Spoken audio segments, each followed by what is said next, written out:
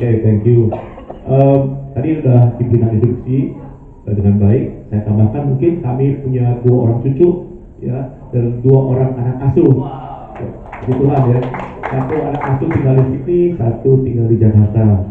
Dan saya kenal Tuhan sudah sejak umur 5 tahun, saudara. Walaupun keluarga saya belum ada yang Kristen waktu itu, tapi sekarang semua sudah bertobat, sudah mengenal Tuhan.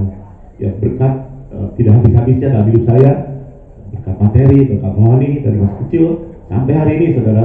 Tapi yang saya mau saksikan hari ini adalah kehebatan dan kreatifnya Tuhan kita dalam kehidupan rumah tangga kita, terutama 5 tahun yang terakhir. Ya, saya dan istri saya sudah menikah selama 34 tahun, saudara. Cuma beberapa tahun pertama aja kami tidak cekcok. Setelah itu penuh dengan cekcok, penuh dengan konflik. Banyak sekali perbedaan yang kami tidak kenali, tidak bisa kelola. Ya, perbedaan kultur, kepribadian, karakter, perbedaan pola asuh rumah tangga, perbedaan dari warisan emosi, juga yang terutama kami perhatikan belakangan setelah belajar adalah luka emosi yang kami bawa dari kecil, dari keluarga asal yang belum selesai. Berbeda dalam rumah tangga. Jadi apa yang terjadi, saudara? Banyak cekcok. Kadang-kadang kami saling menerima tapi tidak mengerti. Jadi telan aja. Kok gini ya? Istriku kok gini ya? Telan deh. Gini sama. Telan deh. Akhirnya kita cenderung menerima, tidak mengerti. Kadang-kadang meletup dalam rumah tangga. Yang korban siapa? Anak-anak, saudara. Mereka melihat orang tuanya nggak harmonis. Yaitu pass on menjadi generasi yang mewariskan luka emosi dari kami yang kami dapat dari keluarga asal. Itu generation to generation, saudara. Ya, kami tidak bercerai. Jujur ya, bukan cuma karena kami takut sama Tuhan yang benci perceraian, tetapi juga apa kata orang nanti? Kita udah pelayanan di gereja sekian puluh tahun, bercerai. Apa kata orang? Dan anak-anak kami gimana nasibnya nanti? Jadi kami bukan cuma takut sama Tuhan, apa kata orang yang kami pikirkan. Jadi kami tidak bercerai. Tapi hidup pernikahan kami ini susah, saudara, sulit, penuh frustasi. Kenapa? Karena kami tidak bisa bercerai, tidak boleh bercerai, tapi harus live on the same roof. Kami sebut namanya emotional divorce, perpisahan secara emosi, perceraian emosi. Tidak bercerai tetapi harus tinggal di sama rumah. Wah, itu sangat-sangat berat. Dalam ruang konseling kami menemukan banyak keluarga seperti ini. Bapak Ibu, 2006 saya ada kesempatan ikut Pria Sejati di Sydney. Ya, di situ saya rekonsiliasi dengan keluarga, anak minta maaf, dengan istri, rekonsiliasi dengan Tuhan. Tapi tetap, saudara, ada area sensitif, ada kelemahan tertentu yang kita tidak bisa tebus, sehingga pernikahan kita tidak bisa mendapatkan true intimacy, tidak bisa betul-betul intimate, saudara. Yang saya bawa kepada Tuhan, saya bilang, Tuhan, Engkau adalah Allah yang Maha Kuasa, Engkau penuh kasih, tolong bantu restore pemulihan keluarga kami. Kemudian 2000 sampai 5 tahun lalu, saudara, terjadi. 5 tahun lalu kami dipertemukan dengan seorang anak namanya Audi, umur 19 tahun ya, perempuan di Jakarta. Dia adalah seorang anak yang sejak lahir ditolak orang tuanya, karena orang tuanya pengen anaknya laki-laki, keluarnya perempuan, ditolak. Dan waktu tidak lahir, orang tuanya bangkrut. Jadi mitosnya adalah, wah, bawa sial nih anak nih, anak setan sebutnya, saudara. Ya, mereka kebetulan dari keyakinan agama lain ya, anak setan ini. Jadi ditolak anak ini dari kecil. Dia diabaikan, disiksa, dijual orang mamahnya, mau dibunuh beberapa kali sama papahnya. Saya ingat minimal tiga cara membunuh. Satu adalah dia pernah diikat, dia bilang ditelanjangin, diikat di sumur, dicelupin atas ke bawah seperti ayam supaya mati, saudara. Tapi ditolong sama tetangganya. Sekali lagi pernah dia diseret, diikat kakinya, kayak motor diseret di jalan, saudara. Gitu. Yang satu lagi adalah dilempar pisau. Saya waktu kami layanin, kalau dia lihat pisau, saudara, lihat pisau, dia takut, dia trauma pisau. Saking traumanya dia pengen motong tangan dia. Itu beberapa hal yang kami ingat yang kami layanin anak ini. Hal lain adalah dia pernah juga 2 kali bunuh diri, betul-betul bunuh diri, minum baygon. Yang kedua namanya bunga kecubung, saya nggak tahu namanya apa itu. Bercebung dia bilang minum, mestinya meninggal, tapi enggak. Rupanya Tuhan punya acara dalam hal ini, saudara. Tuhan punya rencana besar dalam hal ini, ya. Dan satu lagi adalah dia cerita Tuhan Yesus pernah hadir dalam matinya. Sekali dia mati karena umur 8 tahun, dalam matinya Tuhan datang sama dia. Dia bilang gini, nak, bangun nak, ikut Bapak.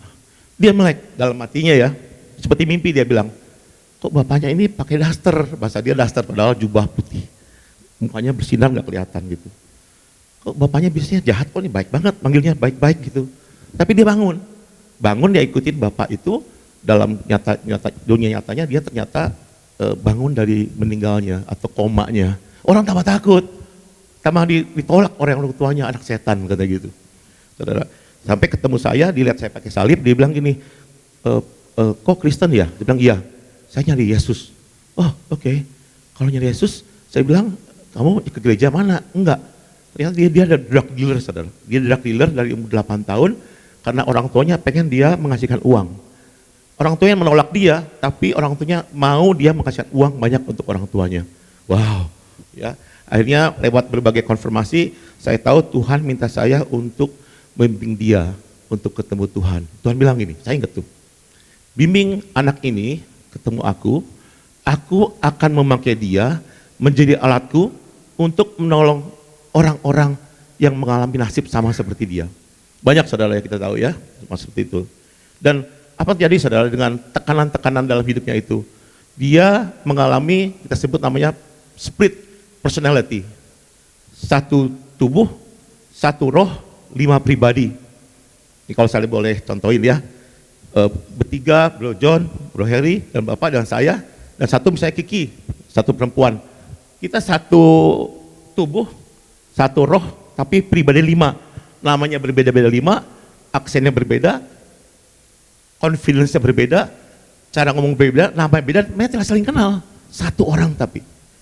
Ya, dalam dunia psikologi disebutnya alter ego. Ada pribadi yang muncul karena tekanan. Dan mereka saling melengkapi, tapi tidak saling kenal. Jadi satu pribadi kadang-kadang muncul 3 tahun, saudara. Nggak split, nggak switch. 3 tahun muncul, muncul yang lain lagi. Dan dia nggak tahu bisa hidupnya seperti apa. Jadi no wonder dia nggak punya teman. Susah hidupnya, saudara. Ya, dan salah satu di antara 5 itu mengabdi pada Lucifer. Dia panggil mama Lucifer.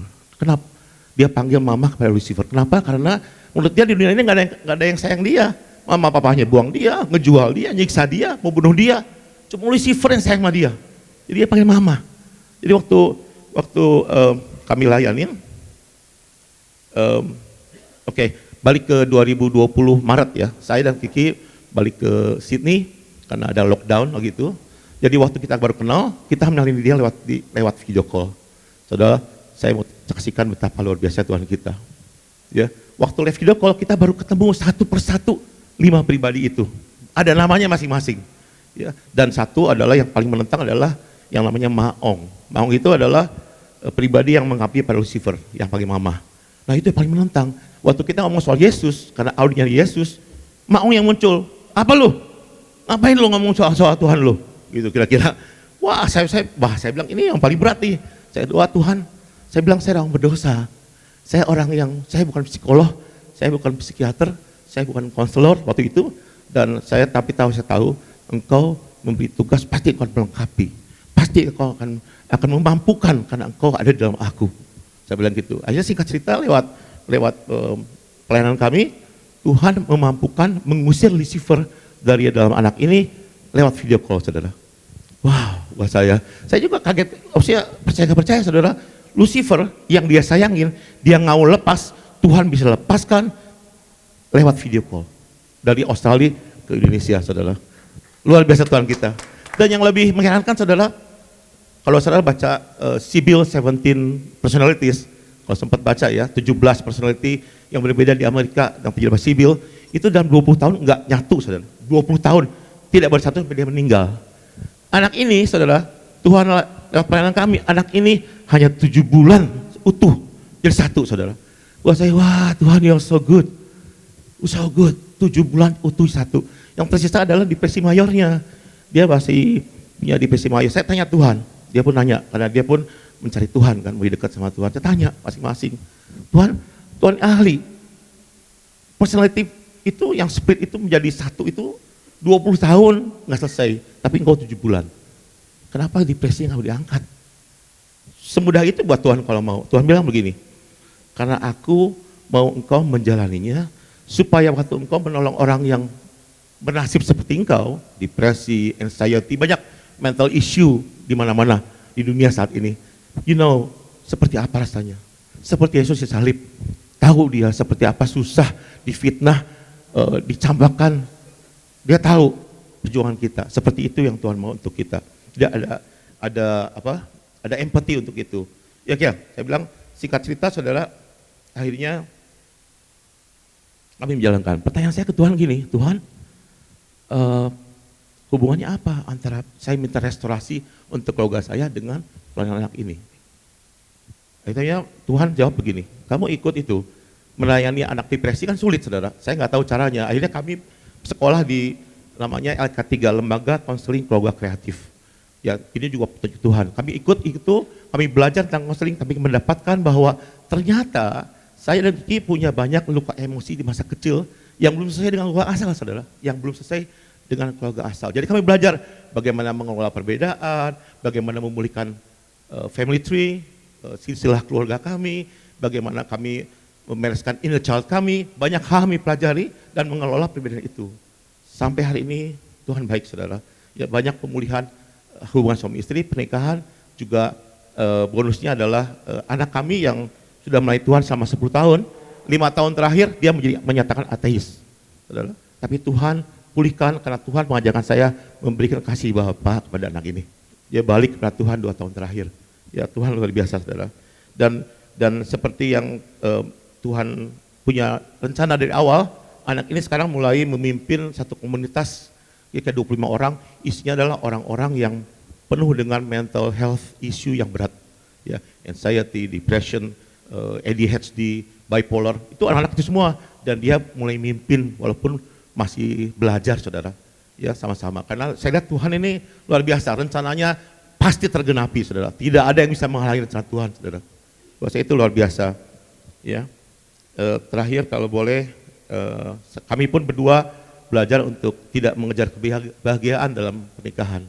Karena kebahagiaan adalah anugerah by product dari Tuhan.